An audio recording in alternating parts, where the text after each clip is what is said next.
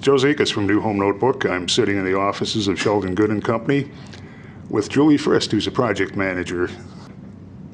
Looking into the day of auction, what can I expect and what should I come with on the day of auction? There are 4 things you're going to want to have with you on the day of the auction. The first is easy. It's a photo ID, such as your driver's license or a state ID. The second item is going to be your certified or cashier's check made payable to the escrow agent. Now you'll know how much to bring, the amount for that certified or cashier's check on the availability list that you'll be given at the open houses. The third thing that you'll need is your open house registration form. We call that the NCR form. That will be required. And then finally, you'll need proof of your bidder information packet purchase, and you will have a receipt of that when you purchase that.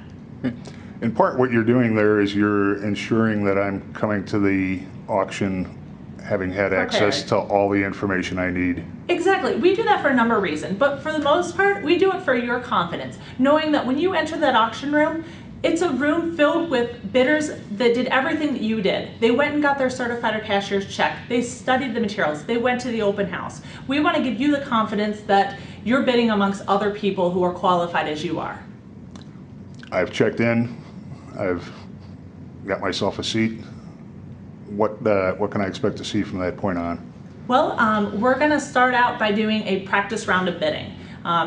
Gets out some of those jitters of raising your hand there at the auction. So we'll auction off a few things for practice. And then we're going to go through our terms of sale so that we know that everyone has heard them if they didn't read them previously. And then we're going to get started with the auction. So the practice round will give me an idea of the pace. Is this going to be like a cattle auction where the guy's calling it? No. We joke that we hire the worst auctioneers in the business to make sure that everyone can understand them. But no, I think you're going to find the auctioneer very easy to understand. And if not, we put what we call bidder's assistants out in the audience. So if at any time you don't know where the bid is at, or you have a question about maybe what the last property selected was, you can call over one of our bid assistants and they're there to help you. I've now won the high bid. What happens after that? Well, congratulations, first of all. After you've won the high bid, our bid assistant will come up to you and you'll actually sign your bid card to acknowledge what your high bid was. At that point then, we're going to ask you, well, which property from the availability board would you like? And you're going to look at the board to see what is still available at that point, and you'll select the unit that you want. At that time, we'll take your certified or cashier's check and you up to our contract signing table, and you'll immediately sign the purchase and sale agreement for that property. Can I go back and bid on another property if I want?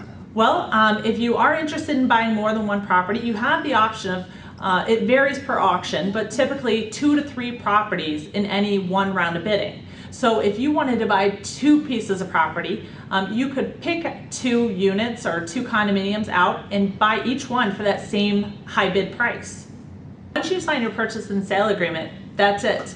You'll typically have about 3 or 5 business days after the auction to submit to the escrow agent your increased earnest money deposit of typically 10% of your total purchase price. And then from then on out, it's your typical 30 or 45-day closing. Okay, I think I've got a better fix on the whole process. Thank you, Julie. Great, thank you.